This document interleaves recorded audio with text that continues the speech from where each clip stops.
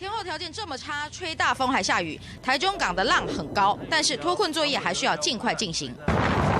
原本搁浅的船体顺利浮起，停靠到码头等待修复。接近中午是涨潮的时候呢，那就用3条大拖就把它拖出来，顺利脱潜。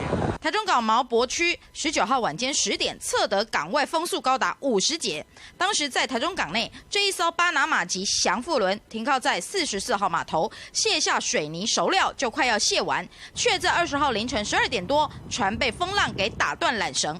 降富轮就这样飘离开了44号码头，中途还碰撞了停靠在45号码头避风的香港级亚威轮，硬生生把亚威轮的船体给撞伤了。被撞到那个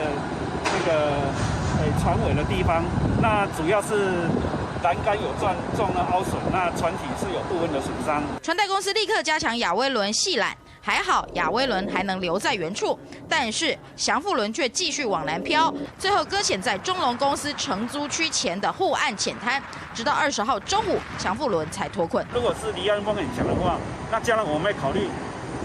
这些码头是不是就不要排船？降富轮暂时停靠43号码头，等锚机修好之后，再评估移靠44号码头。航港局中部航务中心正在进行海事调查，目前管制2船，等相关责任弄清楚，才会让2艘船离开台中港。